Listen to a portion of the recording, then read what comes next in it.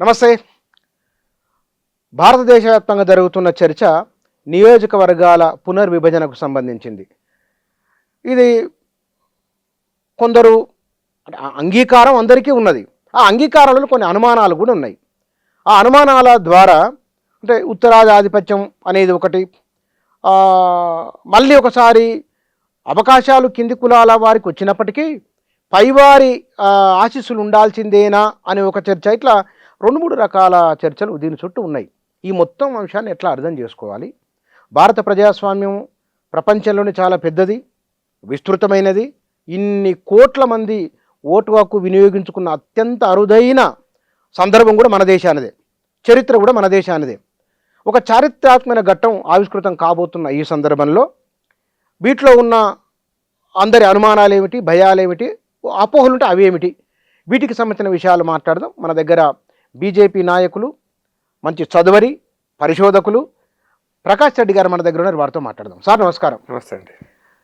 Sir, నా ఇంట్రడక్షన్లో చెప్పిన నేను దీని చుట్టూ నియోజకవర్గ పునర్విభజన పైన కొంత గందరగోళం ఉంది. అంటే ఉత్తరాది వారి ఆధిపత్యం పెరుగుతుందని ముఖ్యమంత్రి అన్నారు కదా, మీ సమాధానం? సార్, మీరు మొదటిది ఒక పాయింట్ మీద నేను కామెంట్ చేసినాక మీకు రెండో పాయింట్ మీరు అడిగిన పాయింట్ పోతా. ఈ దేశంలో ప్రజాస్వామ్యం ఉంటుందా, అసలు ప్రజాస్వామ్య దేశానికి పనికి వస్తుందా, అసలు అందరికీ ఓటు హక్కు అని అంబేద్కర్ ఆలోచించిన అంశం కరెక్ట్ అయినా తప్ప చదువుకున్న వాళ్ళకే ఓటు ఇవ్వాలన్నా అనేటువంటి రోజులలో ప్రజలు 1953లో ఎంత అద్భుతంగా ఓటేసారండి. Excellent, correct. అంటే ఎంత చదువుకున్నారా చదువుకోలేదా కాదు, కులాలకు అతీతంగా, మతాలకు అతీతంగా, ప్రాంతాలకు అతీతంగా ఎట్లా ఓటేసినారు. ఒకరోజు ముందే సర్ది కట్టుకొని వచ్చారు పోలింగ్ కేంద్రానికి. మీకు ఎగ్జాంపుల్ ఎందుకు చెప్తున్నా, నెహ్రూ కంటే ఎక్కువ మెజారిటీతో రాఘనారాయణ రెడ్డికి వచ్చింది కదా నల్గొండ జిల్లాలో. అంటే ఏం అద్భుతం, ప్రజలు ఏది కోరుకున్నారనేది, అంటే ప్రజలు తాము ఆశించిన లక్ష్యాలకు ఓటు వేస్తారనే దానికి చదువు, సంధ్య, వీటికి సంబంధం లేకుండా ప్రజల యొక్క ప్రజాస్వామిక ఆలోచన, చదువుకు సంబంధం లేకుండా, కులాలకు సంబంధం లేకుండా ఓటేసినటువంటి చరిత్ర మనం చూసిన తర్వాత ఈ దేశంలో ప్రజాస్వామ్యం 100 ఏళ్ళు వర్ధిల్లుతానని అనుకోవాల్సిందే. అది అప్పుడు ఆ రోజులు అన్నట్టు మనం ఇప్పుడు 75 ఏళ్ల కింద ఊహించలే. చదువు లేదు, మనకు ఎన్నికల యొక్క వ్యవహారాలు తెలియదు మనకు. అయినప్పటికీ కూడా మన ప్రజలు ఓటేసిన తీరు అది ఖచ్చితంగా ప్రజాస్వామ్యాన్ని ఈ దేశంలో శాశ్వతంగా ఉంచగలిగేటువంటి గొప్ప అద్భుతమైన అది. దీనికి అంబేద్కర్ లాంటి వాళ్ళు రాజ్యాంగంలో అందరికీ ఓటు హక్కును పొందుపరిచినటువంటి గొప్ప మేధావి, ప్రజలను అర్థం చేసుకున్న మేధావిగా అంబేద్కర్ ఆలోచించాలి. అది ఒక కులానికి, ఒక ప్రాంతానికి అంబేద్కర్ ఈ దేశ ప్రజల యొక్క మనసును అర్థం చేసుకునే వ్యక్తిగా మనం ఆలోచించాలి. కాబట్టి ఈ ప్రజాస్వామ్యానికి పునాది ఎక్కడ పడ్డది కాబట్టి ప్రజాస్వామ్యం ఎప్పటికైనా వర్ధిల్లుతుందని చెప్పడానికి మొదటి ఎగ్జాంపుల్ చెప్పండి. అనొచ్చా? ఈ దేశంలో విప్లవం వచ్చింది అంటే కనుక ఒకవేళ అది అందరికి ఓటు హక్కు రావడమే. కరెక్ట్ అది అందరికి ఓటు హక్కు ఇవ్వడానికి సాహసం చేసిండు అంబేద్కర్ గారు. మామూలు సాహసం. ఎందుకంటే చదువు రాని వాళ్ళు ఓటు ఎట్లా ఉపయోగించుకుంటారు, నిజంగా విఫలం అయితే పరిస్థితి ఏందనేటువంటిది ఒక ఆలోచన ఉంది కదా. అది విఫలం కాలేదు, సక్సెస్ అయిందంటే ఎంత గొప్ప విషయం అది. అది అర్థం చేసుకున్న అంబేద్కర్ మనం అర్థం చేసుకోవాలి. కొంతమంది చాలా చెప్పారు చదువుకున్న వాళ్ళే ఓటు హక్కు ఇస్తేనే మంచిగా ఉంటుంది. ఏదో బ్రిటన్లో ఇదివరకు వెనకట ఉన్నట్టు మొదటి జమీందారులో, జాగీర్దార్లో ఓట్లు అనేటువంటి దాని నుంచి అందరికీ ఓటు హక్కు అని అంబేద్కర్ ఇచ్చినటువంటి ఆ కోణం చూసినారా ఈ దేశ ప్రజాస్వామ్యాన్ని యొక్క చరిత్రను మార్చింది. ప్రపంచానికే మనం ఆదర్శంగా నిలబడి 1-2 సామాజిక వర్గాల వారే వ్యతిరేకించింది అప్పట్లో, వీళ్ళ కోట కొద్దు అని. నేను అనుకోసం చెప్తున్నా, ఈ అంశం నుంచి అంబేద్కర్ గారు ప్రజలను అర్థం చేసుకొని తీసుకురావడమే ఒక గొప్ప విప్లవం. అది విప్లవమే అనుకోవచ్చు దాన్ని మనం. అది శాంతియుత ప్రజాస్వామ్య విప్లవం. అది ఆ గొప్ప అంశాన్ని దేశానికి ఇచ్చి 75 ఏళ్ల తర్వాత కూడా ప్రభుత్వాలు ఏం మాత్రం ఇంత హింస లేకుండా మారుతున్నాయంటేనే దేశ ప్రజలు ఎంత ప్రజాస్వామ్యవాదులో మనం అర్థం చేసుకోవాలి. మన చుట్టుపక్కల దేశాలు మొత్తం గందరగోళంలో ఉన్నాయి. ఈ విషయంలో ఇంకొక పాయింట్ చెప్తాను. ఎమర్జెన్సీలో ఎంత ఎమర్జెన్సీ పెట్టిన తర్వాత కూడా ఏకరూపంగా, ఏకపక్షంగా ప్రజలు వేసిన ఓటును చూసారా. చదువుకున్నారా చదువుకోలేదా కాదు, కానీ ప్రజలు ఓటు ప్రభుత్వాన్ని మార్చడం కోసం ఓటేశారు. ఇందిరాగాంధీ కూడా శాంతియుతంగా ప్రభుత్వం మారడానికి సహకరించిన తీరు శాంతియుతంగా democracy, beauty of democracy. That is our beauty of democracy. దీన్ని మన రాజ్యాంగం ఇచ్చినట్టు గొప్ప విషయం ఇది. దాన్ని అర్థం చేసుకోగలిగితే ప్రజాస్వామ్యం విషయంలో ఎవరికి అపనమ్మకాలు ఉండొద్దని చెప్పడానికి నేను ఫస్ట్ ఇది చెప్పాను సార్. Right sir. మరి ఇదే ప్రజాస్వామ్యం ఒక 1000 ఏళ్ల పాటు వర్ధిల్లాలంటే ఒకరిపైన ఒకరు ఆధిపత్యం ఉండకూడదు. అక్కడికి వస్తుంది మీరు పాయింట్. అదే మీరు నార్త్ సౌత్ అనే విభజన జరిగితే, ఎన్నికల ఉత్తరాది వాళ్ళకి పెరిగితే ఈ విభజన జరిగితే ఏంటి పరిస్థితి అనేటువంటిది ఉన్నటువంటి అనుమానాలు రెచ్చగొడుతున్నటువంటి కానీ అనుమానాలు కూడా ఉండిండొచ్చు. రెచ్చగొడుతున్నారు అనే దానికంటే ఎక్కువ అనుమానాలు రెచ్చగొట్టడం.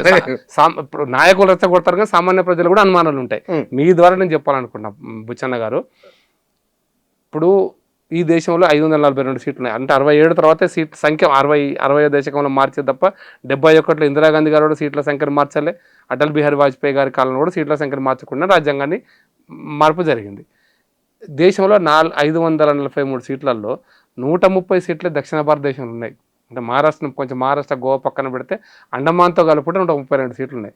410 సీట్లు ఉత్తరాదివి అనుకోండి, ఒరిస్సా, ఈస్ట్, వెస్ట్, తూర్పు, పడమర అన్ని కలిపి 400. సౌత్ కానివి అనుకుందాం, సౌత్ కానివి. ఈవెన్ ఈశాన్య భారతం తీసుకుంటే కూడా 26 సీట్లే అక్కడ ఉన్నాయి అస్సాంతో కలుపుకొని.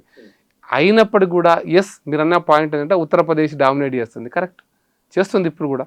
ఉత్తరప్రదేశ్ ఇప్పుడు మోడీ గారు ఉత్తరప్రదేశ్ నుంచి పోటీ చేసిన పరిస్థితి వచ్చింది, అనివార్యమైన పరిస్థితి. గుజరాత్ కదా, ఉత్తరప్రదేశ్లో పోటీ చేసినాడు కదా, మరి గుజరాత్లో రాజకీయ ఎత్తుగడలో భాగం అయి ఉండొచ్చు కాక తప్పకుండా అది. ఇప్పుడు నెహ్రూ గారు ఉత్తరప్రదేశ్ నుంచే కదా, ఇందిరాగాంధీ గారు ఉత్తరప్రదేశ్ నుంచే కదా, అట్లా అనుకుంటే వీపీ సింగ్ ఉత్తరప్రదేశ్ నుంచే కదా, చరణ్ సింగ్ కొద్ది రోజులు ఉన్న ఉత్తరప్రదేశ్ నుంచే కదా. ఇప్పుడు మోడీగా ఒక్క ఎక్సెప్ట్ పివి నరసింహారావు గారు, మన్మోహన్ సింగ్ అంటే 10 ఏళ్ళు ఆయన రాజ్యసభ సభ్యుడు కాబట్టి దాన్ని మనం అవసరం లేదు దాన్ని చర్చించాల్సింది. బట్ ఎలక్షన్స్ అనే దాంట్లో ఉత్తరప్రదేశ్ యొక్క పాత్ర ఉంది. 80 సీట్లు ఉన్నాయి కాబట్టి ఉంది, అది 80 సీట్లు. అయితే దాన్ని ఒక రాష్ట్రంగానే మనం ఎందుకు చూడాలనేది కూడా నా పాయింట్. ఒక రాష్ట్రంగానే మీరు చూడకండి, అది ఉత్తరప్రదేశ్లో కూడా విభజిస్తే 4 రాష్ట్రాలు అయితే ప్రపంచంలో 10వ దేశం.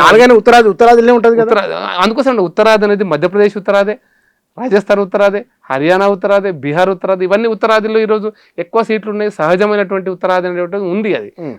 అది డామినేషన్ అనడానికి అవసరం, డామినేషన్ అనాల్సిన అవసరం లేదు. సంఖ్య ఉంది కాబట్టి ప్రజాస్వామ్యంలో ఒక ఓటు ఒక సీటు ఎప్పుడు కూడా ప్రజాస్వామ్యం నిర్దేశిస్తుంటుంది. అయితే నేను ఎందుకు చెప్తున్నా ఇప్పుడంటే దక్షిణాదిలో చాలా సందర్భాల్లో దక్షిణాది వాళ్ళు డామినేట్ చేయలేకపోతున్నారు కూడా. కరెక్ట్ అది.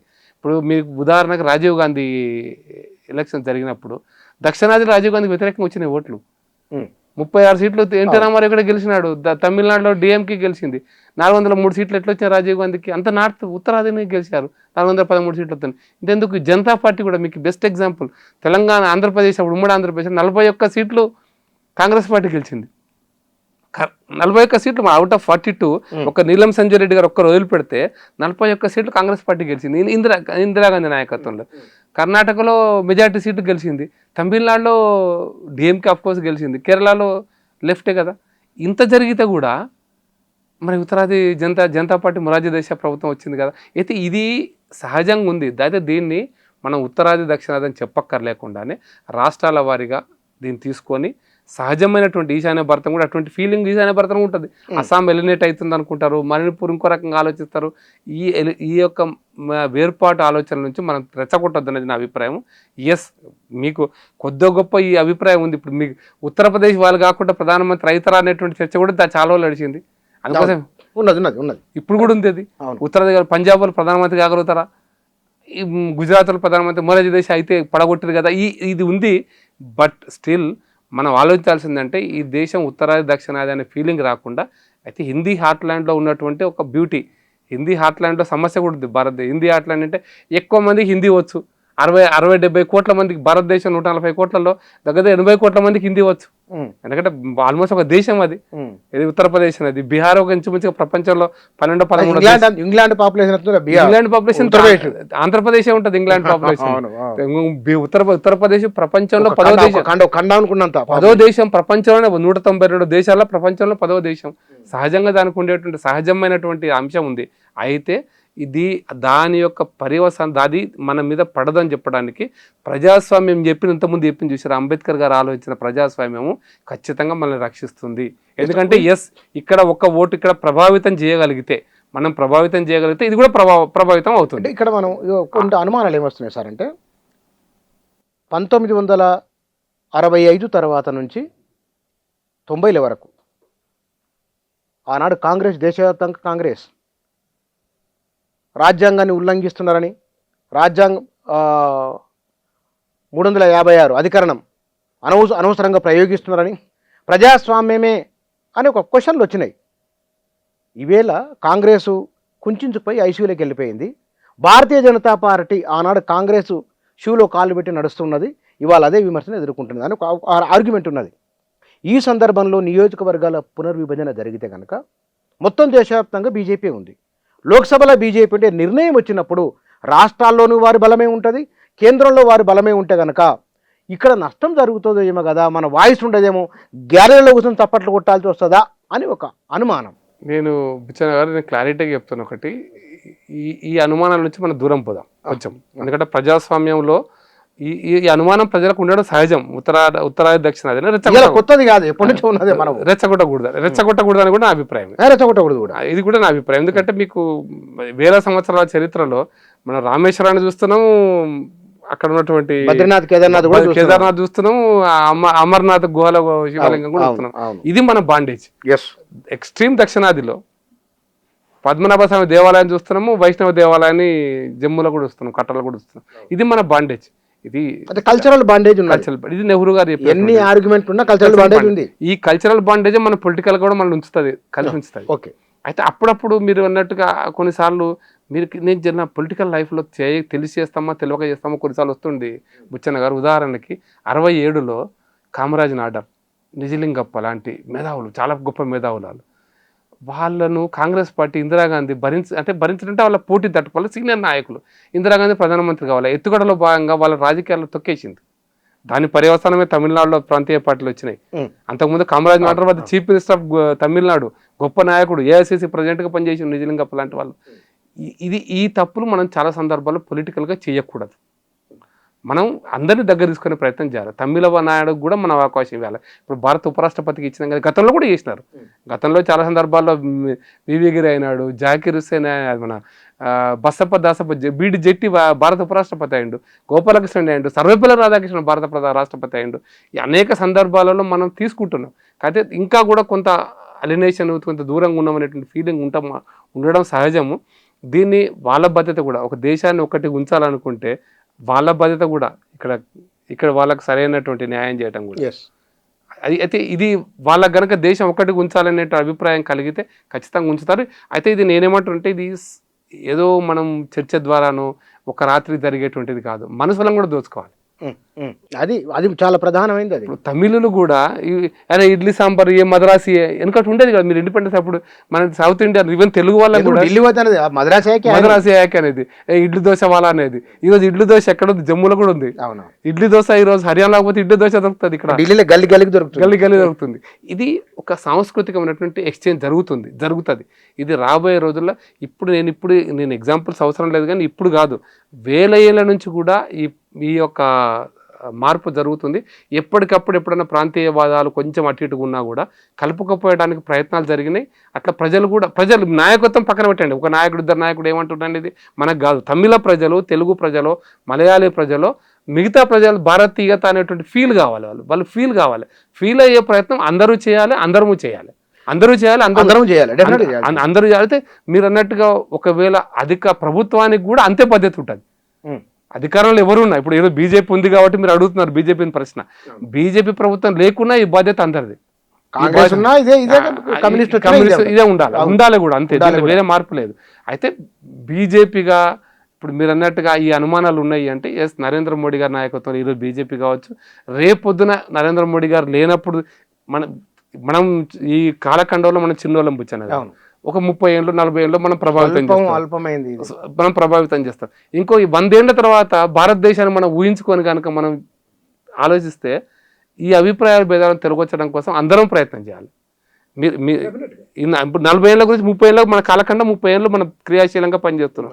బట్ ఒక 70 ఏళ్ళ తర్వాత దేశం ఎట్లుండాలి, తమిళ ఎక్కడ ఉండాలి, తమిళ వేర్పాటు రావాలన్నా, తెలుగు వాళ్ళకు వేర్పాటు ఆలోచనలు రావాలన్నా, దీని నుంచి మనం బయటికి రావాలి. మిగతా వాళ్ళ ప్రయత్నం, సమాజం ప్రభావితం చేయాలి, రాజకీయ వ్యవస్థ కూడా దీన్ని ప్రభావితం చేయాలి. నా 2-3 ప్రశ్నలకు ఒకటే ఆన్సర్ ఇస్తున్నారు. ఎందుకంటే ఇంకో చర్చ ఉన్నది ఇక్కడ. నియోజకవర్గాల పునర్విభజన వలన అత్యంత విస్మరణకు గురైన కులాలు చట్టసభలోకి వచ్చే అవకాశం ఉంటుంది. ఇదే సందర్భంలో ఉత్తరాది వారు ఇక్కడ విపరీతమైన ఫ్లోటింగ్ అయింది, పెరిగిపోయింది. వాళ్ళు నానా కారణాలు చాలా ఉన్నాయి. మన వాళ్ళు తక్కువ కూలికి పనిచేయడం వలన, తర్వాత ఇక్కడ వాతావరణం బాగుండడం వలన, ప్రజల్లో ఉన్న సామరస్య భావన వలన, దేశమంతా ఒకటే కాబట్టి ఎవరైనా ఎక్కడికైనా ఉండవచ్చు. ప్రధానంగా వ్యాపారం చేసుకోవడానికి వస్తున్న వాళ్ళు తెలంగాణ, ఆంధ్రప్రదేశ్లో వాళ్ళు వెళ్ళని ఊరు అంటూ లేదు. ఈ డెమోగ్రఫీ మారిపోతున్నది. ఉత్తరాది వారే కొన్ని లోక్సభ నియోజకవర్గాల్లో గెలుపోవటంలో డిసైడ్ చేయగలిగితే అక్కడ కూడా మరి వాళ్ళదే వస్తుందేమో కదా, ఇది ఒక అనుమానము. ఇక్కడ ఏ ప్రొవకేషన్ కాదు. మీరు చెప్పింది కరెక్ట్. నేను నా పాయింట్ ఏంటంటే మీరు చెప్పిన దాంట్లో నేను విభజిస్తలేను కానీ దానికి సంబంధించిన సమాధానం చెప్పే ప్రయత్నం చేస్తాను. నేను ఈ మధ్య మున్సిపల్ ఎలక్షన్స్లో షాద్నగర్ కాన్ఫరెన్స్కి పోయినా. కరెక్ట్, మంచి పని. ఎందుకంటే అక్కడ వేరే రాష్ట్రాల వాళ్ళు విపరీతంగా ఉన్నారు. అక్కడ 10,000 అవుట్ ఆఫ్ 52,000 ఓట్లలో 10,000 ఓట్లు మార్వాడి, బీహార్, గుజరాత్, ఉత్తరప్రదేశ్కి వచ్చిన 10,000 ఉన్నారు. అంటే ఆల్మోస్ట్ 20% ఉన్నారు. మామూలు కాదు, మీరు అర్థం చేసుకోవడానికి ప్రయత్నం చేయండి. 20% ఒక షాద్నగర్ టౌన్లో, ఒకప్పుడు చిన్న పల్లెటూరు అది. అవును, 20,000 మంది నాన్ తెలుగు వాళ్ళు ఉన్నారు ఇప్పుడు అక్కడ. నాన్ తెలుగు, తమిళ్ తక్కువ. నేను వాళ్ళ దగ్గర కూడా పోయినా. సరే అది రాజకీయంగా వాళ్ళేమి బీజేపీ కోటేశ్వరు కాదు, బీజేపీకి వెళ్ళేది కూడా, అది వేరే విషయం. అది కూడా తెలుసుకున్నారా? నేను పోయినా వాళ్ళ దగ్గరికి. ఆ వార్డులో మనకు 10 ఓట్లు వస్తున్నాయంటే మిగతా ఓట్లు ఎడిపోయినాయి. 300 ఓట్ల మార్వాడి ఏరియాలో 10 ఓట్లు బీజేపీకి వచ్చినాయి. అట్లా ఎగ్జాంపుల్ చెప్తున్నా. ఆ పోలింగ్ బూత్ లో మనం చేసుకోవచ్చు మనం. అయితే ఇది ఎందుకు వచ్చిందంటే ఆ కొత్తూరు ఏరియాలో ఇండస్ట్రియల్ ఏరియా ఉంది కదా, ఆ ఇండస్ట్రియల్ లేబర్ అంతా కూడా ఇంచుమించు అక్కడికి వచ్చేసిన వాళ్ళు. కొత్తూరు ఇండస్ట్రియల్ ఎస్టేటు, లేకపోతే ఈ మన ఇటు షాద్నగర్, శంషాబాద్ దాటిన తర్వాత ఉంటే ఇండస్ట్రియల్ ఎస్టేట్ మొత్తం వాళ్ళే వచ్చేన్నారు. అయితే ఇది ఈ డెమోగ్రఫిక్ చేంజ్, ఈ మైగ్రేషన్ అంటాం కదా, వలస కార్మికులు, వలస కూలీలు, వలస. ఒకప్పుడు మనం ఎక్కడికో పోతున్నాం, సూరత్ మనం పాలమూరు జిల్లా అయితే ఇది వలస జిల్లా. ఇక్కడ నుంచి కూలీలుగా భివండి పోతారు, ఇక్కడ నుంచి కూలీలుగా సూరత్ పోతారు. ఇంకా ఇక్కడ నుంచి హైదరాబాద్ నుంచి దుబాయ్కి కూలీలుగా పోయినటువంటి మనం, దుబాయ్కి ఒక ఫ్లైట్లో వేసిన కూలీలుగా పోయినారు. హైదరాబాద్ నుంచి మహబూబ్నగర్ నుంచి సూరత్కు బస్సు ఉండేది. ఎందుకు అంటే కూలీలు అక్కడ నుంచి వచ్చేవాళ్ళు, సూరత్ వచ్చేవాళ్ళు. అటువంటిది ఈరోజు మనం ఇక్కడ నుంచి ఇక్కడ వస్తున్నారంటే అర్థం చేసుకోవాలి ఇక్కడ ఉన్నటువంటి పరిస్థితి ఎంత మెరుగుపడింది ఆర్థికంగా అనేది ఒక పాయింట్. ఆర్థికంగా మెరుగుపడడానికి అనేక కారణాలు ఉన్నాయి. ఒకటేమో ఇక్కడ ఉన్నటువంటి జియోగ్రఫికల్ సిచ్యుయేషన్, అట్మాస్ఫియర్, పెట్టుబడికి అనుకూలమైన వాతావరణము, పరిశ్రమలు రావడం, ప్రభుత్వాల పనితీరు, మౌలిక వసతుల కల్పన జరిగిన ఎవరి ద్వారా జరిగినది నేను రాజకీయ లోపలికి పోవట్లేదు. కానీ మీరు నార్త్ ఇండియన్స్ వస్తే బీజేపీకి గెలుస్తున్నటువంటి అపోహలు మనకు అవసరం లేదు. నేను బెస్ట్ ఎగ్జాంపుల్ షాద్నగర్ చెప్పిన. షాద్నగర్లో బీజేపీ ఒక్క కౌన్సిలర్ గెలిచింది, ఒకటే ఒక కౌన్సిలర్. 20% ఓట్లు పడితే 10 గెలవాలి కనీసం వాడ. మరి వాళ్ళు ఎవరికి వేసినట్లు? స్థానిక నాయకుల యొక్క ఆలోచనల మేరకు, వాళ్ళ ఆకాంక్షల మేరకు ఓటేశారు. వాళ్ళకి ఎవరు పనిచేయగలుగుతారు, ఎవరైతే వాళ్ళకి ఎవరికి విశ్వాసం ఉందో వాళ్ళకి ఓటేసినారు. ఓకే, పార్టీలకు, బీజేపీ కాదు, పార్టీలకు అతీతంగా ఈ పార్టీకి వేసి ఉంటారు, ఆ పార్టీకి వేసి ఉంటారు, ఎవరికైనా వేసి ఉంటారు. కాబట్టి నేను ఈ నార్త్ ఇండియన్స్ వస్తే దాన్ని మొత్తం వాళ్ళు ప్రభావితం చేస్తే వాళ్ళు బీజేపీకి ఓటేస్తారు, లేకపోతే ఒక పర్టికులర్ పార్టీకి ఓటేస్తారని అనుమానం అక్కర్లేదు. మీకు దానికి బెస్ట్ ఎగ్జాంపుల్ ఈవెన్ చెన్నైలో ఈ రోజున మార్వాడి ఓట్లు ఎన్ని ఉంటాయంటారు ఊహించుకోండి. లక్షలు ఉన్నాయి మార్వాడి ఓట్లు రాజస్థాన్వి. అదే చెన్నైలో ఎవరన్నా మార్వాడి వాళ్ళు గెలుస్తారా? పోనీ గెలవడానికి స్కోప్ ఉందా? ఇప్పటికి కూడా క్యాండిడేట్ కూడా లేడు గెలవడానికి స్కోప్ పక్కన పెట్టి. ఎందుకంటే ఆ సమాజం అక్కడ ఉన్నటువంటి స్థానికమైనటువంటి రాజకీయ అవసరాలు, ఆకాంక్షల్లో కలిసిపోతుంది. అంటే నార్త్ ఇండియన్స్ కలిసిపోతారు కాదు, మన తెలుగు వాళ్ళు సూరత్ పోతే కూడా కలిసిపోతారు, తెలుగు వాళ్ళు భివండి పోతే కూడా కలిసిపోతారు. అది రాజకీయంగా అది ప్రభావితం చేస్తున్నటువంటి అనుమానం మనకు అవసరం లేదు. అది నేను మొదలు చెప్పాలనుకున్న పాయింట్. మీకు ఇంకా కరెక్ట్ చెప్పాలంటే బెస్ట్ ఎగ్జాంపుల్ అస్సాంలో ధూబ్రీ డిస్ట్రిక్ట్ అని ఒక డిస్ట్రిక్ట్ ఉంది, ధూబ్రీ జిల్లా. ధూబ్రీ జిల్లాలో ఎవరు ఉంటారంటే మార్వాడి, అంటే రాజస్థాన్ మార్వాడీలు చాలా మంది ఉండేది, బంగ్లాదేశ్ వచ్చిన వాళ్ళు చాలా మంది ఉండేది. ఆడ బెంగాలీ మాట్లాడతారు. ధూబ్రీ జిల్లా ఉన్నది అస్సాంలో, ఆడ మెజారిటీ ప్రజలు బెంగాలీ మాట్లాడతారు, బెంగాలీసే. ఎందుకంటే వాళ్ళు బార్డర్లో ఉన్నది కాబట్టి. కానీ అది బెంగాలీ ప్రభావితం అని చెప్పి బెంగాలీ యొక్క ప్రభావం అక్కడ లేదు. ఇక మీకు కరెక్ట్గా పొలిటికల్గా అర్థం చేసుకోవాలనుకుంటే ఇప్పుడు మహారాష్ట్రలో హైదరాబాద్ ఉన్నారు, అందరూ శివసేన కోటేయారు. మీరు చూసారు కదా, మన హైదరాబాద్ మిక్స్డ్ సిటీ. కర్ణాటక వాళ్ళు ఉన్నారు, మహారాష్ట్ర వాళ్ళు ఉన్నారు. మహారాష్ట్రలో ఉన్నారని చెప్పి శివసేన ఓటేస్తారంటే శివసేనకి డిపాజిట్ కూడా తగ్గలద్దు కాదు. ఇప్పుడు మీకు అక్కడ ఒరిస్సా వాళ్ళు పలాసాలు ఉంటారు, ఒరియా వాళ్ళు అంటారు, అంటే ఒరిస్సా ప్రాంతీయ పార్టీకి వేస్తున్నారా? ఎందుకు మన తెలుగు వాళ్ళు తిరిచి, తమిళనాడు తిరువల్లూరు, దాని తర్వాత కోయంబత్తూరు కూడా ఉంటారు మెజారిటీ తెలుగు వాళ్ళు. దాని తర్వాత కాంచీపురంలో ఉంటారు తెలుగు వాళ్ళు. తెలుగు వాళ్ళు గెలుస్తారా? అంటే నేను ఎగ్జాంపుల్ ఎందుకు చెప్తానంటే ఈ అపోహలు అవసరం లేదు. ప్రజలు అక్కడ ఉన్నటువంటి అవసరాలు, అక్కడ ఉన్న ఆకాంక్షలకు అనుగుణంగా వాళ్ళకి ఎవరు నాయకత్వం వహిస్తారు, ఎవరికి వాళ్ళు చేయగలుగుతారు వాళ్ళ పనులు దాని మీద వేస్తారు. డిఎంకే గెలుస్తారు, అంత వేరుపాటు వాళ్ళ గురించి మాట్లాడతాం కదా. డిఎంకే కాంచీపురంలో ఎందుకు గెలుస్తుంది? ఎందుకు గెలిచింది? తిరుచిలో ఎందుకు గెలుస్తుంది? తెలుగు వాళ్ళు లేరా? అదే మా తెలుగు వాళ్ళకి వ్యతిరేకంగా అది అంటామా మనం అంటలేం కదా. Right, okay. అని అంటే నేను ఈవెన్ బెంగళూరులో కూడా మీరు అర్థం చేయ, బెంగళూరులో కూడా మన తెలుగు వాళ్ళు మెజారిటీ వ్యాపారం వేస్తున్నారు. అది ఆ రాయలసీమ పోయిన వాళ్ళైనా తెలంగాణ నుంచి పోయిన వాళ్ళైనా వారందరూ తెలుగు వాళ్ళకి ఏం ఓటేస్తలేరు కదా, కన్నడ వాళ్ళకి కూడా ఓటేస్తున్నారు కదా. నేను ఆలోచించడం కోసం ఏం చెప్తున్నా మనం అది అవసరం లేదు. అయితే సమాజం బాధ్యత, మన బాధ్యత ఈ అపోహల నుంచి బయటికి రావాలి. కొన్నిసార్లు ఒకరిద్దరికి ఉండిండొచ్చు అపోహలు, అంటే నేను అపోహలు ఉంటాయి కాబట్టి తొలగించుకోవాలి బదులు. కొంతమంది ఈ వేర్పాటువాద ఆలోచనలు ఉంటాయి, మార్వాడి పుర ఐసీ దాల్నా అంటుంటారు వాళ్ళంతా. ఎందుకంటే ఒకటి సహజమైన లక్షణం చెప్తా బుచ్చన్న గారు, ప్రపంచంలో ఏ దేశంలో అయినా మైనారిటీలు కొద్దిగా యునైట్గా ఉంటారు, సహజమైనటువంటి లక్షణం తక్కువ ఉంటారు కాబట్టి సహజమైన లక్షణం. ఇప్పుడు మన ఇండియన్స్ అమెరికాలో పోతే కలిసి ఉంటారా దూరంగా ఉంటారా? కలిసి ఉంటారు, మెజారిటీ కలిసి ఉంటారు కదా. అట్లనే మనం అర్థం చేసుకోవాల్సి అంటే వాళ్ళు కలిసి ఉన్న మాట వాస్తవం.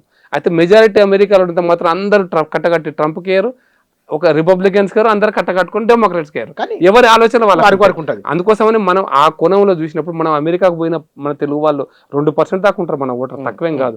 వాళ్ళు ఎట్లా ఆలోచిస్తారు అనే దానికి ఆలోచించినప్పుడు రాజస్థాన్ వాళ్ళు హైదరాబాద్కి వచ్చినా, రాజస్థాన్ వాళ్ళు తమిళనాడుకు పోయినా, మహారాష్ట్ర వాళ్ళు కర్ణాటకకు వచ్చినా అంత ఇంపాక్ట్ ఉండదు. ఇంకా అడుగు ముందుకేసి ఏంటంటే ఇప్పుడు మీకు కర్ణాటకలో నార్త్ కర్ణాటక ఉంది కదా, లైక్ హుబ్లీ, బెల్గాం, ధార్వాడ్, ఇవన్నీ కూడా ఒకప్పుడు మాకు మహారాష్ట్ర కలపమని శివసేన కొట్లాడింది. మీకు బెస్ట్ ఎగ్జాంపుల్. ఇప్పుడు ఇప్పుడు ఇప్పుడు ఇప్పుడు కలవమని అడుగుతున్నారు. ఒక 30 ఏళ్ళ కింద అడిగిన మాట వాస్తవం, ఇప్పుడు అడుగుతున్నారా? మరాఠీ స్పీకింగ్ ఉన్నారాడ, బెల్గాము, గోవాకు ఆనుకొని ఉంటారు, మరాఠీ స్పీకింగ్ ఎక్కువ వాళ్ళు అక్కడ మాట్లాడే.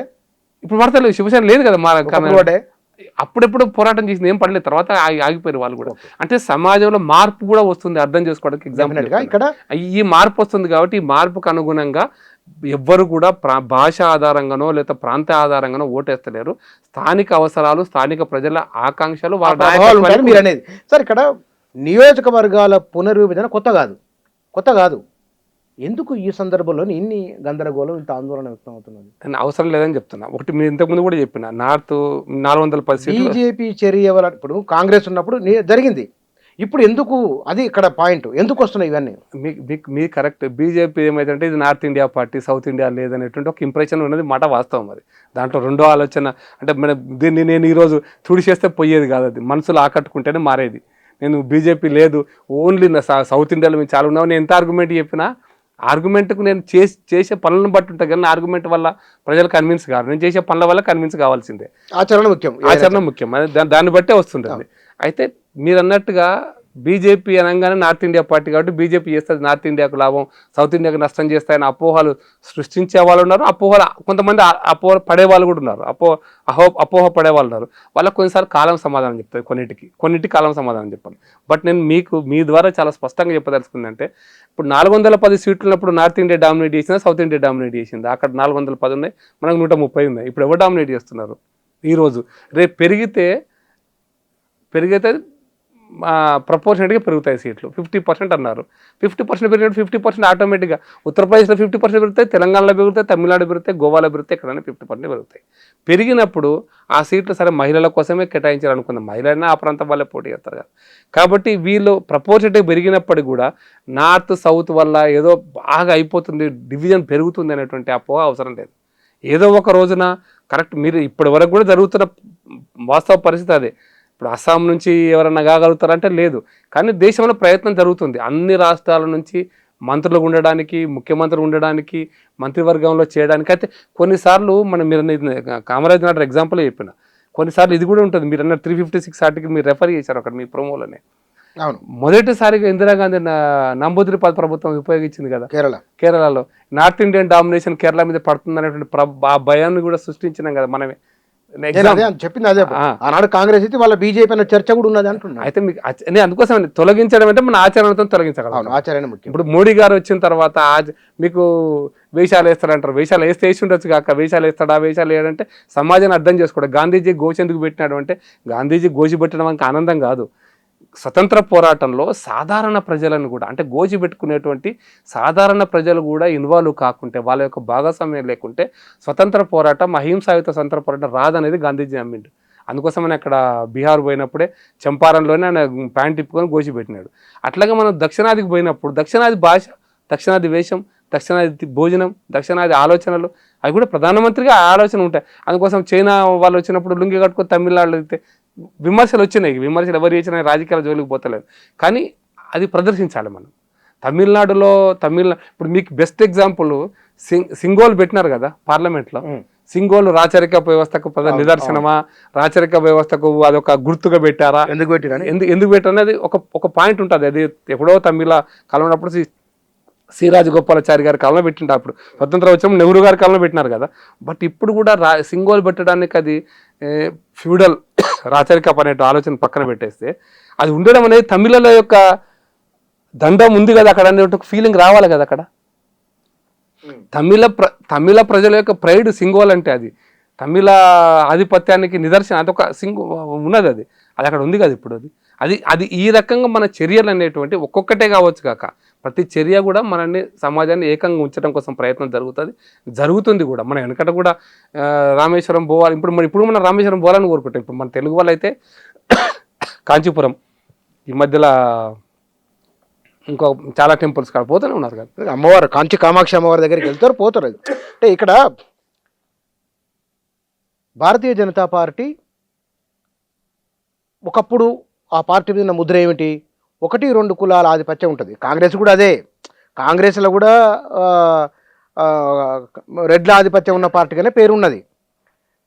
బీజేపీకి బ్రాహ్మిన్ బనియా పార్టీ అనే ఒక పేరు ఉన్నది. సరే ఇవాళ మారుతున్నది, మెల్లమెల్లగా అభిప్రాయం మారుతుంటే కనబడుతున్నది. అయినప్పటికీ వారి ఆధిపత్యమే మరింత బలపడుతుందేమని కూడా ఒక అనుమానం. బుచ్చన్న గారు ఈ మధ్యలో 3 రోజుల కింద ఒక మంచి డిబేట్లో నేను కూడా ఉన్నా. మోడీ గారు వచ్చి ఒక మాట చెప్తప్పుడు ప్రజాస్వామ్యం ఎంత గొప్పది, భారతదేశం ప్రజలు ఎంత గొప్పగా ఆలోచిస్తారని చెప్పడానికి ఎగ్జాంపుల్. మోడీ గారి కుటుంబం రాజకీయ కుటుంబం లేకపోతే లేదు, వాళ్ళ నాయన ప్రధానమంత్రి ముఖ్యమంత్రిగా లేడు. మోడీ గారికి డబ్బు లేదు, అత్యంత పేద కుటుంబం నుంచి ఛాయ్ అమ్ముకున్నాడంటే ఒక రకంగా సమాజంలో అత్యంత పేద కుటుంబం కిందే లెక్క. వారి కులం అంటారు చూసినారా, ఆధిపత్య కులం కాదు. ఈవెన్ బీసీలలో కూడా ఆధిపత్య కులం కాదు, యాదవ్ కులము. ఉత్తరప్రదేశ్లో యాదవులు అంటే డామినేట్ చేస్తారు, కుర్మీలు డామినేట్ చేస్తారు. ఆ రకమైనటువంటి కులం కూడా కాదు. రాజకీయ నేపథ్యం లేదు, డబ్బు లేదు, కుల ఆధిపత్యం కూడా లేదు. మళ్ళీ గుజరాత్ నుంచి వచ్చిండు. ఇంత చేసి ఈ రోజున భారతదేశంలో ఇంతమంది ప్రజలు మోడీని కోరుకుంటున్నారంటే ఇది ప్రజాస్వామ్య గొప్పతనమే కదా, భారత ప్రజల యొక్క ఆలోచన గొప్పతనమే కదా. అయితే మీరు అన్నట్టుగా ఒక్క మాట మాత్రం వాస్తవం, దేశ రాజకీయాలను మీరు స్టడీ చేయండి, ఎప్పుడైనా స్టడీ చేయండి. ఎక్కడి నుంచైనా కూడా నేను ఒక పాయింట్ చెప్తా, ఇది కులం అనేది అని నేను పక్కన పెట్టేసి ఒక పాయింట్ చెప్తా. స్వతంత్రం వచ్చినప్పటి నుంచి ఇప్పటిదాకా కూడా, స్వతంత్రం కంటే ముందు కూడా, స్వతంత్ర పోరాటంలో కూడా భూమి మీద ఏ సామాజిక వర్గాలైతే ఆధారపడి జీవిస్తున్నాయో ఆ సామాజిక వర్గాలు రాజకీయాలను ప్రభావితం చేస్తున్నాయి. ఇది నా స్టేట్మెంట్ స్ట్రైట్గా. కరెక్ట్. ఈ 76లో జరిగింది అదే. అంతకుముందు స్వతంత్ర పోరాటంలో కూడా భూమి మీద ఆధిపత్యం ఉన్న సామాజిక వర్గాలు పోరాటంలో పాల్గొన్నాయి. రోజు కూలి చేసుకుంటే వాడికి పోరాటం గురించి ఆలోచిస్తే రోజు కూలి బతుకుదెరువు ముఖ్యమైనది, సాయంత్రం తినాలి కదా వాడు. ఓకే, భూమి కొద్ది గొప్ప భూమి ఉంది, 5 ఎకరాలు 3 ఎకరాలు 10 ఎకరాలు. ఇప్పుడు ఈవెన్ అమాంగ్ ద బీసీస్ లో కూడా తెలంగాణలో రెడ్డి సామాజిక వర్గంతో భూమి ఉండే, కమ్మ వెలమ సామాజిక భూమి ఉంది ఈ రోజున ఆంధ్రప్రదేశ్లో, తెలంగాణ. ఈ కులాలు ప్రభావితం చేస్తున్నమాట వాస్తవం. ఈవెన్ బీసీలలో కూడా 130 కులాలు ఉన్నాయి కదా. యాదవులు, గౌడ్లు, ముదిరాజులు, మున్నూరు కాపులే డామినేట్ చేస్తున్నారు కదా. ఈ 4 కులాలు డామినేట్. రీజన్ ఏంటంటే అక్కడ వాళ్ళకు ఆ కులాలలో వాళ్ళ దగ్గరే భూమి ఉంది. ఇది వాస్తవమైన పరిస్థితి. మీకు ఇంకా ఒక అడుగు ముందుకు చేస్తే బ్రాహ్మణ్ సమాజం మొదటిసారి ఎన్నికలలో 53 ఎన్నికలు 25 మంది 24 మంది గెలిచారు. మెజారిటీ వాళ్ళే ఉన్నారు. ఎందుకు గెలిచారంటే ఆ రోజు భూమి వాళ్ళ దగ్గర ఉంది. ఈరోజు ఎందుకు వస్తలేరు అంటే భూమి వాళ్ళ దగ్గర లేదు. భూమి అనేది ఇంచుమించుగా బ్రాహ్మణుల దగ్గర నుంచి వెళ్ళిపోయింది. అంటే ఎవరు కొనుక్కున్నారనేది పక్కన పెడతారు. గ్రామ రాజకీయాలను ఎవరు ప్రభావితం చేస్తారంటే మీరు ఏ స్టేట్ అని తీసుకోకండి, అది హర్యానాలో జాట్స్ కావచ్చు, ఉత్తరప్రదేశ్లో జాట్స్ కావచ్చు, లేకపోతే ఠాకూర్లు కావచ్చు, పటేల్స్ గుజరాత్ కావచ్చు, మరాఠాలు కావచ్చు, తెలంగాణ రెడ్లు కావచ్చు, పట్నాయకులను ఒరిస్సా కావచ్చు, అందుకోసం భూమి అనేది, అందుకోసం నక్సలైట్లు ఎప్పుడు కూడా హైదరాబాద్లో ఉన్న 1000 కోట్ల కంపెనీ గురించి మాట్లాడలే వాళ్ళు. గ్రామాల్లో భూమి అనేటువంటిది వాళ్ళ సంస్కరణ మొదటైంది. ఎందుకంటే అది రాజకీయ ఎత్తుగడలో భాగం. అది ఇప్పుడు భూమి ఉంది, 50 ఎకరాల భూమి అంటే మన హైదరాబాద్ ఈ బంగ్లా ఒక అపార్ట్మెంట్ రాదు అప్పుడు ఆ కాలంలో. కానీ భూమి కేంద్రంగానే వాళ్ళ పోరాటం సాగింది. అప్పుడు కూడా పేద ప్రజలకు భూమి కావాలనే పోరాటం ఎందుకు చేసినారంటే భూమి అనేది రాజకీయాలను ప్రభావితం చేసిన ఒక ప్రధానమైన అంశం. ఒకప్పుడు భూ సంస్కరణ అట్లే వచ్చింది. అయితే ఇప్పుడు మారుతున్న పరిస్థితులలో చాలా మారిపోయినాయి. ఇప్పుడు పెట్టుబడిదారీ వ్యవస్థలో కొంత విశృంఖలాలు వస్తున్నాయి, హెలికాప్టర్ లీడర్స్ వస్తున్నారు, వ్యాపారాలు చేసేవాళ్ళు, అది పెట్టుబడి ఇండస్ట్రియలిస్టులు వస్తున్నారు. ఇప్పుడు ఒక 10-20 సంవత్సరాలు కొంచెం మార్పు వచ్చింది. ఇది ఎంత దూరం పోతున్నది ఇప్పుడు నేను ఊహించి ప్రిడిక్ట్ చేయలేను, చెప్పలేము. బట్ ప్రజాస్వామ్యంలో ఇప్పటివరకు జరుగుతున్నది అది. కాబట్టి ఆ కులాల ఆధిపత్యం వహిస్తున్నాయి. ఇప్పుడు రాబోయే రోజులలో కులాల యొక్క ఇది మారిపోతుంది. నేను ప్రాక్టికల్గా చెప్తున్నాను. నేను ఊహిస్తున్నా కూడా, నేను అసెస్మెంట్ చేసి చెప్తున్నా బుచ్చన్న గారు, ఇంకొక 20 సంవత్సరాల్లో ఇది మార్పు జరుగుతుంది. ఈ మార్పు ఎందుకు జరుగుతున్నా అంటే అనివార్యంగా మార్పు జరుగుతుంది. నేను ప్రాక్టికల్గా ఒక జిల్లాలో బీజేపీ కోసం పెట్టాలనుకుంటే, ఆ జిల్లా మండల పార్టీ అధ్యక్షుడినో లేదా పలానా పెట్టాలనుకుంటే, మనం చెప్తున్న ఆధిపత్య కులాలు ఉన్నాయి కదా, దొరకలేరు. ఇప్పుడు మనకు ఈ మధ్య వి ప్రకాష్ ఒక మంచి ఎగ్జాంపుల్ చెప్పింది. దాన్ని అప్పుడప్పుడు నేను రికలెక్ట్ చేసుకుంటా. రెడ్లు 7 ఎంత పర్సెంట్ తెలంగాణ అంటే 6, 7, 5 ఈసారి బట్టి పర్సెంటేజ్ అనగానే ఆయన అన్నాడు, లేరండి అంతమంది 3%, 4% అంటే ఉంటారు కదా, ఆర్గ్యుమెంట్ చేస్తుంటారు. కాదండి, 25 లక్షలు 5% అనుకోండి, తెలంగాణలో 20 లక్షల మంది అనుకోండి, అయితే 6% మీ లెక్కన వేసిన 24 లక్షలు, లేదు మీ లెక్కన 7% వేసుకుని 29 లక్షలు, ఇలా 10 లక్షల మంది విదేశాలు ఉన్నారండి, అందుకోసం తగ్గిపోయారు వాళ్ళన్నారు. అంటే ఇది అర్థం చేసుకునే డెమోగ్రఫీ గురించి మాత్రమే నేను మీకు చెప్తున్నాను. అంటే మారుతున్న డెమోగ్రఫీలో గ్రామ రాజకీయాలు మారుతున్నాయి. ఇప్పుడు మీరు 62% బీసీలు గెలిచారు కదా సర్పంచులుగా. గ్రామ రాజకీయాలు మారుతున్నాయి. ఇవి వచ్చేటువంటి 2-3 ఎలక్షన్స్ తర్వాత వీటి ప్రభావం తప్పకుండా ఉంటుంది. ఈ రోజే కనపడుతుందా అంటే కనపడదు. కానీ వచ్చేటువంటి అనివార్యంగా జరుగుతుంది. ఈ మార్పును మనం స్వాగతించాలి. ఏ మార్పును స్వాగతించాలి? బేసిక్గా ప్రజాస్వామ్యాన్ని కాపాడేటువంటి, రాజ్యాంగబద్ధమైన ప్రజాస్వామ్యాన్ని కాపాడే ఏ మార్పునైనా మనం స్వాగతించాలి. దాంట్లో సామాజిక వర్గాలు, బీసీ సామాజిక వర్గాల మిగతా ఎప్పటికీ అవకాశం లేని సామాజిక వర్గాలు వస్తే మరింత ఆహ్వానించాలి. చాలా మంచిదిగా మీరు ఒక సానుకూల దృక్పథంతో, ఆశావాహ దృక్పథంతో మాట్లాడినప్పుడు ఆహ్వానించవలసింది. ఓటుకు మనం బ్రైబ్ చేయొద్దు ఓటును అనే ఒక ఉచితాల విషయంలో అయినా సరే బీజేపీ చాలా భిన్నమైన వైఖరి తీసుకున్నది ఇతరుల కంటే. కానీ ఎన్నికల ముందు బీజేపీ కూడా తాయిలాలు ఇవ్వాల్సి వస్తున్నది. అది కరెక్ట్. ఇది ఎత్తుగడలో భాగం. అది తాయిలాలు ఇవ్వాలి. అయితే నీకు ఫైనల్ ఒక మాట నేను చెప్తా. అంటే ఎన్నికల ప్రభుత్వం యొక్క పాయింట్ వేరు, పొలిటికల్ పార్టీ రాజకీయ పార్టీ యొక్క అభిప్రాయం వేరు. ప్రభుత్వంలో ఈ రోజు వరకు కూడా మీరు బీజేపీ పాలిత రాష్ట్రాలు లేదా కేంద్ర ప్రభుత్వం యొక్క బడ్జెట్ని మీరు తీసుకుంటే, బడ్జెట్లో 30-35% ఈరోజు కూడా ప్రణాళిక అంటే క్యాపిటల్ ఇన్వెస్ట్మెంట్ అంటాం కదా, పెట్టుబడి కోసం పెడుతున్నాయి కేంద్ర బడ్జెట్లో. 65% మనం మిగతా వాటికి 65, 66, 67 ఉపయోగిస్తున్నారు. అదే రాష్ట్రాలకు వచ్చేసరికి 10% మాత్రమే క్యాపిటల్ ఇన్వెస్ట్మెంట్ ఉండి 90% మన సంక్షేమాలు, జీతాలకే పోతున్నాయి పైసలు. ఇప్పుడు తెలంగాణ రాష్ట్రంలో మనం పెట్టిన బడ్జెట్ కూడా అదే. ఇది మారాలనేది నేను కోరుకుంటున్నా. చాలామంది ఆర్థిక నిపుణులు కోరుకుంటారు. అది బడ్జెట్లో 30% మౌలిక వసతుల కల్పన కోసం పెంచాలని. అయితే కొన్నిసార్లు ఎత్తుగడలో భాగంగా ఏమవుతుందంటే, ప్రజలు ఆలోచిస్తున్నటువంటి తీరులో ఇప్పుడు 2 రూపాయల కిలో బియ్యం అనగానే మారిపోయినారు. జనరల్గా ఫ్రీ బస్ అనగా మారిపోయినారు. మీరు ఎన్టీ రామారావు, కేసీఆర్ గారు మీరు రెండోసారి గెలిచినప్పుడు అందరూ ఆశ్చర్యపోయినారు. మీరు ఆశ్చర్యం, భూమి అనేదానికి భూమి ఆధారం అని చెప్పడానికి నేను ఆ ఎగ్జాంపుల్ అది కూడా కోట్ చేసి చెప్తున్నా. 2018లో ఇంత పార్టీ ఫిరాయించారు కదా, ఇన్ని చేశాడు కదా, కేసీఆర్ గారు ఎట్ట గెలుస్తారని ప్రశ్న అడిగారు. ప్రశ్న అందరికి వచ్చింది, మేధావులకు వచ్చింది, మీడియా వాళ్ళకు కూడా వచ్చింది. కానీ కేసీఆర్కి 88 సీట్లు ఎట్లా వచ్చినాయి? ఒకటే ఒక పథకం, రైతు భరోసా. మీరు గుర్తుపెట్టుకోండి, రైతు బంధు ఇచ్చిండు. రైతు బంధు ఎవరికి ఇచ్చిండు? రైతులకు ఇచ్చిండు. ఈ రైతులే కదా రాజకీయాలను ప్రభావితం చేస్తారు. ఇంతకుముందు నేను చెప్పిన ఎగ్జాంపుల్ అదే. కులాలకు అతీతంగా రైతులు రాజకీయాలను ప్రభావితం చేస్తారు. ఆ ప్రభావితానికి లోనైనటువంటి వాళ్ళే కేసీఆర్ కోటేశారు. అందుకోసం సీట్లు తగ్గాలి కదా. కానీ అదే రైతు బంధు తీసుకున్న రైతు 3వ సారి ఓడగొట్టినా నేను. రైతు నమ్మకం లేకుండా పోయింది. ఎరువులు ఇస్తాడు, ఇయ్యలే, ఇది ఇస్తాడు, అది ఇయ్యలే. వీళ్ళు ఇంకా పెంచుతామన్నారు కదా, వీళ్ళు అక్కడికే వస్తున్న పాయింట్. ఆయన 10,000 ఇచ్చిండు కదా, మేము 15,000 ఇస్తామన్నారు కదా, ఆ నమ్మకంతో ఓటేశారు. అంటే మాకు 5,000 ఎక్కువ వస్తున్నప్పుడు సేమ్ రైతులే 5,000 ఎక్కువ వస్తున్నప్పుడు వేశారు. కాబట్టి తైలాలు అనేటువంటివి ఎంత ఉండాలనే దాని గురించి ఆలోచిస్తే అప్పుడప్పుడు నాకు అనిపిస్తుంది, నిజంగా రైతు భరోసా ఇవ్వడం కరెక్టా తప్ప అని ఒక పాయింట్లో పెడితే నేను దాన్ని ఇంకొక కోణంలో చెప్తాను మీకు. ఇది పొలిటికల్ కోణం కాదు, అది నెగిటివ్ కోణమైనా నేను ఒక కోణం చెప్తా.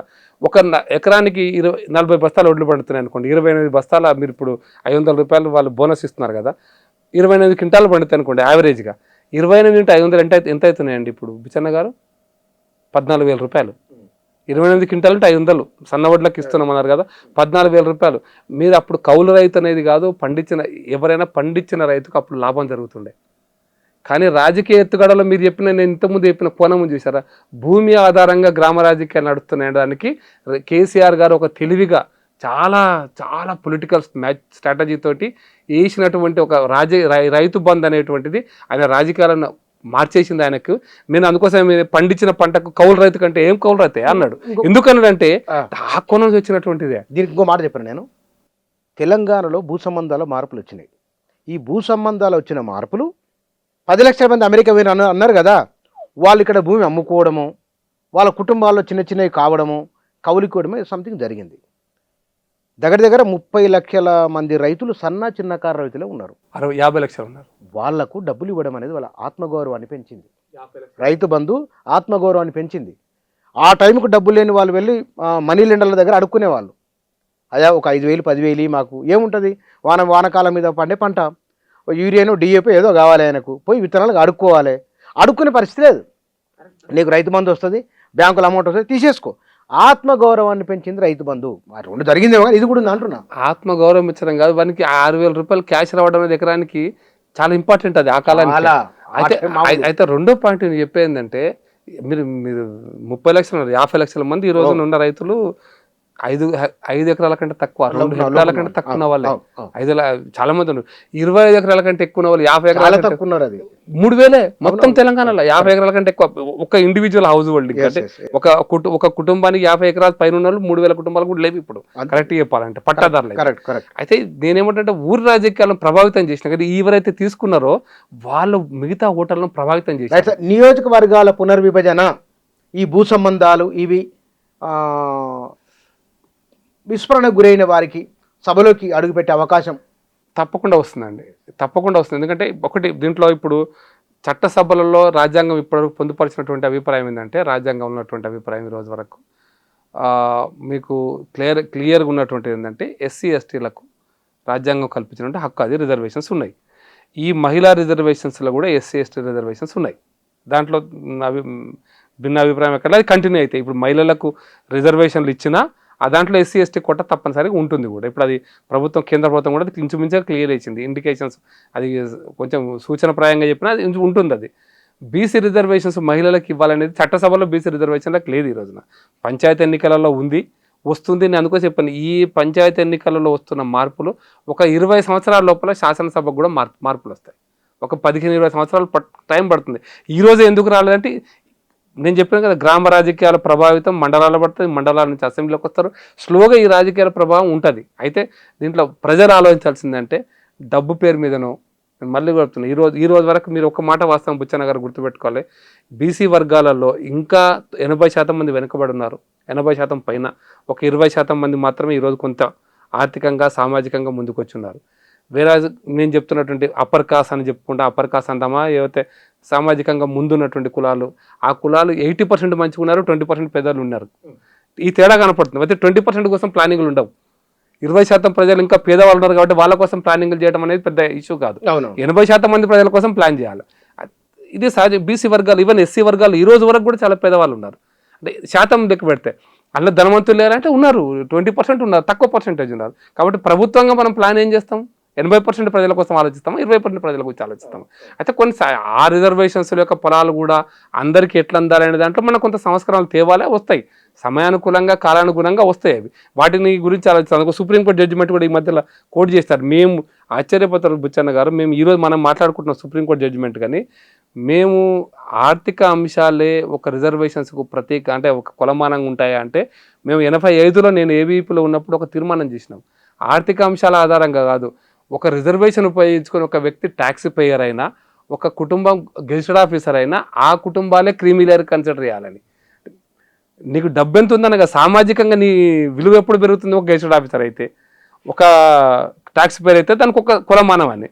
ఈరోజు 8 లక్షల 6 లక్షల సుప్రీంకోర్టు జడ్జిమెంట్ అదే కదా ఈ మధ్య వచ్చింది.